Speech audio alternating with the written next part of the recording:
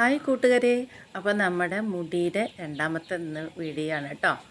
അപ്പോൾ എല്ലാവരും കഴിഞ്ഞ വീഡിയോയിൽ ചെയ്ത പോലെ ചെയ്തു എന്ന് വിചാരിക്കുന്നു.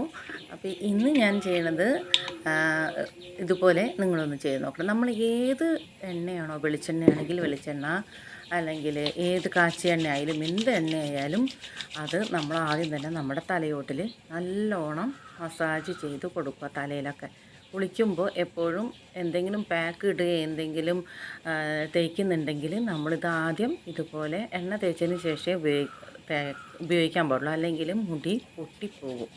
അപ്പോൾ മുടിക്കെല്ലാം എണ്ണയൊക്കെ തേച്ച് പിടിപ്പിക്കാണ്ട് തലയോട്ടിൽ തന്നെ പിടിപ്പിച്ച് വെക്കണം.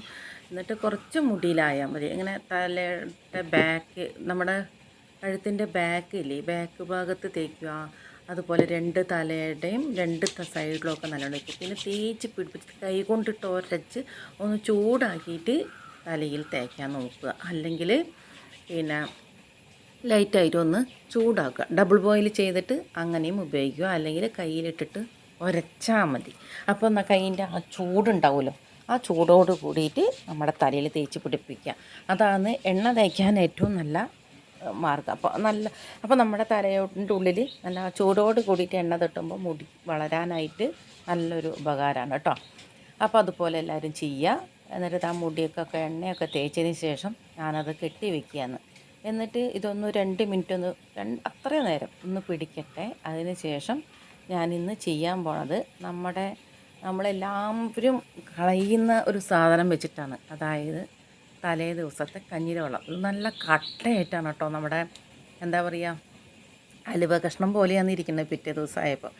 അപ്പോൾ നല്ല കട്ട കഞ്ഞിര വെള്ളത്തിന് നല്ല തണുപ്പുണ്ട്. അപ്പോൾ ജലദോഷം വരുന്നവർക്ക് അത് നോക്കിയിട്ട് കേട്ടോ. എന്താ വെച്ചിട്ടുണ്ടെങ്കിൽ ഈ മൂർത്തിയിൽ വെക്കരുത്. ബാക്കിയുള്ള ഭാഗത്തൊക്കെ തേച്ച് പിടിപ്പിക്കുക. പിന്നെ അത് ഇതുപോലെ തന്നെ നല്ലോണം തേച്ച് നമ്മുടെ മുടിയിൽ സ്കാൾപ്പിലൊക്കെ തേച്ച് നല്ലോണം മുടിയിൽ തേച്ച് പിടിപ്പിക്കും. എനിക്കിതിപ്പോൾ ഇവിടെ നിന്ന് തേക്കാൻ പറ്റില്ല, അപ്പോൾ ഞാൻ ബാത്റൂമിൽ പോയിട്ടാണ് തേക്കുന്നത്. അപ്പോൾ നിങ്ങൾക്ക് തേക്കുന്നത് കാണിക്കാൻ വേണ്ടിയിട്ട് ഞാൻ കുറച്ചൊന്ന് തേക്കുന്നതേ ഉള്ളൂ. നല്ല തണുപ്പാണ്, നല്ല സുഖമാണ്.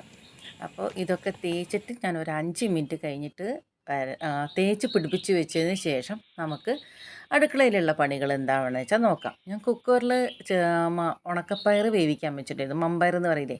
അപ്പോൾ ഇന്ന് കൂമ്പ്, ഓരോ ദിക്കിലും ഓരോ വാഴക്കുടപ്പൻ അങ്ങനെയൊക്കെ പറയില്ലേ, അതിന് പൊടിയായിട്ട് അരിഞ്ഞ് വെച്ചിട്ടുണ്ട്. പിന്നെ ചെറിയ ഉള്ളിയും സബോളയും പിന്നെ കറിവേപ്പിലൊക്കെ ഇട്ടിട്ട് വെളുത്തുള്ളിയും കൂടിയിട്ട് നല്ലോണം ഇട്ടിട്ട് ചതച്ച് അതിനെ നമ്മൾ വെളിച്ചെണ്ണയിലിട്ടിട്ട് നല്ലോണം മൂപ്പിക്കുകയാണ്. എല്ലാ നാടൻ വിഭവങ്ങളും ഞാൻ വെളിച്ചെണ്ണയിൽ തന്നെ ഉപയോഗിക്കാറ്. സ്വതവേ എല്ലാം ഞാൻ വെളിച്ചെണ്ണയിൽ ഉപയോഗിക്കാറ് കേട്ടോ. പിന്നെ അതിലേക്ക് കുറച്ച് ഇടിച്ച മുളകും കുറച്ച് മുളക് പൊടിയും കൂട്ടിയിട്ടിട്ട് നല്ലോണം ഒന്ന് മൂപ്പിച്ച് വരിക. നല്ല മൂപ്പിച്ച നല്ല മണം വരും. അതിനുശേഷം നമ്മൾ കുനുകുനാന്ന് കഴിഞ്ഞിട്ടില്ല വാഴക്കുടപ്പനിയിട്ട് അതിന് ശേഷം മഞ്ഞൾപ്പൊടിയും കുറച്ച് ഉപ്പും ഇട്ട് ഇളക്കിയിട്ട് നമ്മുടെ ഉണക്കപ്പയറും ഇട്ടിട്ട് നല്ലോണം ഇളക്കി യോജിപ്പിച്ചിട്ടുണ്ടെങ്കിൽ നല്ല അടിപൊളി തോരൻ റെഡിയാണ്. ഇത് കുട്ടി കഞ്ഞിക്കോ ചോറിനോ ഒക്കെ ഉപയോഗിക്കാം. നല്ല ടേസ്റ്റാണ് കേട്ടോ.